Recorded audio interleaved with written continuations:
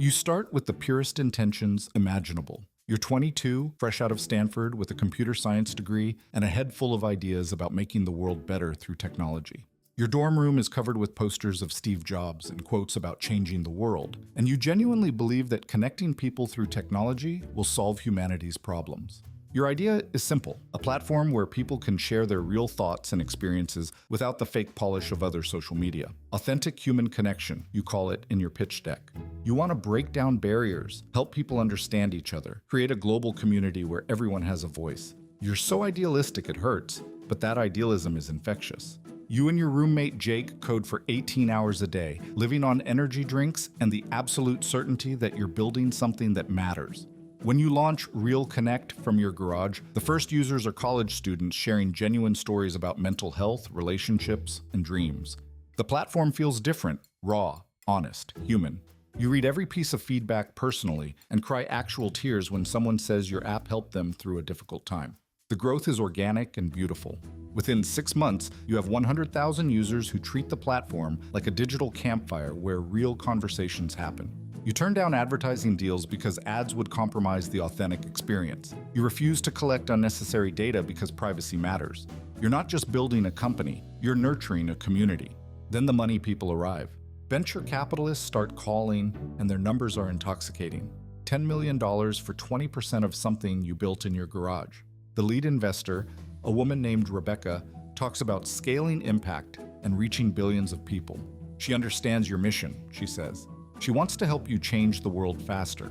You take the money because you convince yourself it's about reaching more people, helping more lives. But money comes with expectations.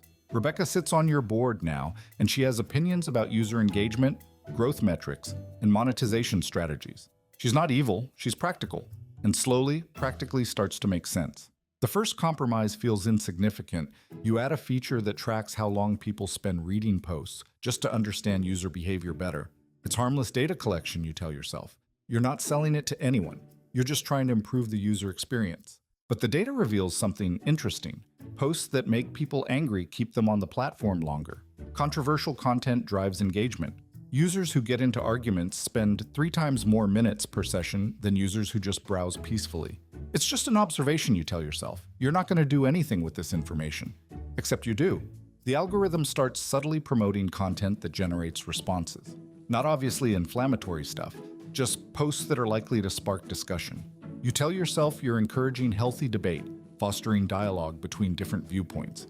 The engagement numbers soar, and Rebecca is thrilled.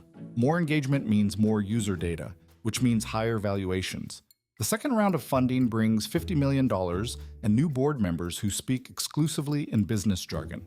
They talk about user acquisition costs, lifetime value optimization, and market penetration strategies. Your original mission statement gets revised by a consulting firm to be more market-focused. The new version mentions connection, but emphasizes engagement and community building at scale.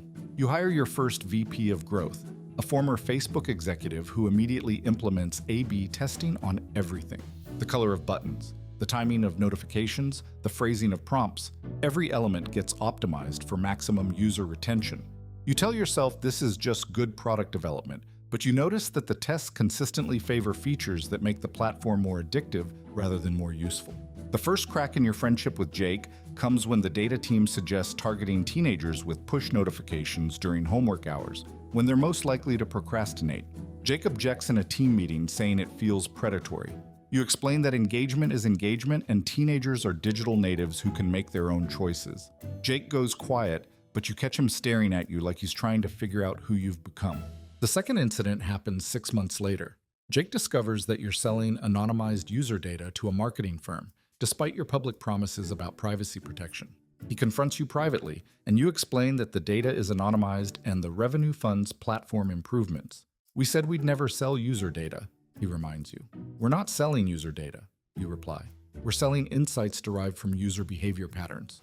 The distinction feels important to you. It doesn't to him.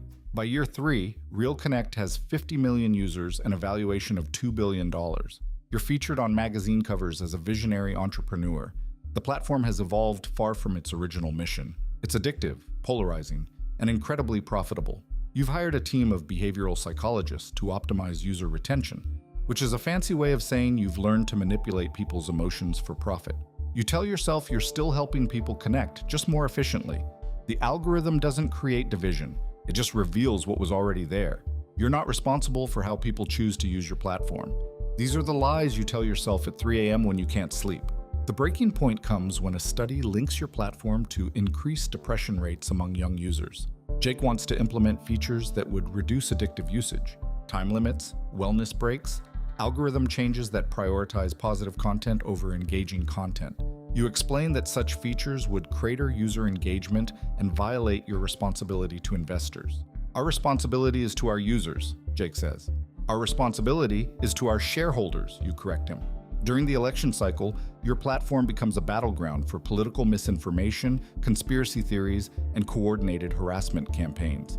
Users are organizing real-world violence through your app. Journalists start investigating your role in spreading false information that influenced voting patterns. That's when Jake confronts you in your corner office overlooking Silicon Valley. This isn't what we built, he says. We wanted to bring people together, not tear them apart. You explain the complexity of content moderation, the impossibility of policing every post, the importance of free speech. He resigns that afternoon and sells his shares back to the company.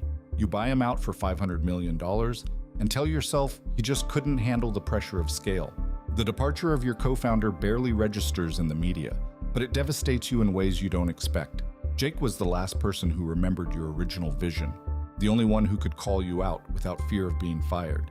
His empty office becomes a shrine to your abandoned idealism, and you find yourself avoiding that hallway entirely. By year 5, you're worth $15 billion, and you've stopped pretending to care about your original mission. Real Connect is a surveillance capitalism machine that harvests human attention and sells it to the highest bidder. You know exactly how to make people angry, sad, afraid, or obsessed, and you use that knowledge to keep them scrolling. You acquire competitors not to improve their products, but to eliminate threats to your dominance. When a new platform launches with a focus on mental health and authentic connection, the same values you once championed, you either buy them or destroy them through predatory pricing and feature copying. The regulatory hearings are a joke. You sit in front of Congress wearing a $5,000 suit, apologizing for mistakes, while your lawyers have already found loopholes in whatever legislation they're proposing. You donate millions to both political parties, ensuring that any regulation will have enough exceptions to keep your business model intact. You've become everything you once criticized about big tech. You crush innovation, exploit user data, manipulate public opinion, and hide behind terms of service that no one reads. Your platform has been used to organize genocide, spread deadly misinformation, and undermine democratic institutions. When journalists ask about your responsibility, you talk about the positive connections your platform enables while ignoring the measurable harm it causes. Your personal life reflects your professional transformation. You live in a compound that costs more than most countries' GDP, surrounded by security and staff who are paid to agree with everything you say. You haven't had a genuine conversation in years because everyone wants something from you, and you've learned to see every interaction as a transaction. You date models and actresses who look good in photos but bore you within minutes. You attend charity galas where you donate millions to causes you don't care about because it's good for your public image. You give TED Talks about the future of human connection while actively working to make authentic connection impossible. The most disturbing part isn't that you became evil, it's that you barely noticed the transformation. Each compromise felt reasonable at the time. Each step away from your original values was justified by growth, scale, and impact. You didn't wake up one day and decide to become a villain. You just stopped caring about being a hero.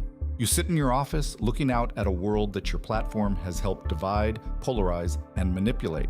Your net worth updates in real time on a screen that shows you're now worth $47 billion.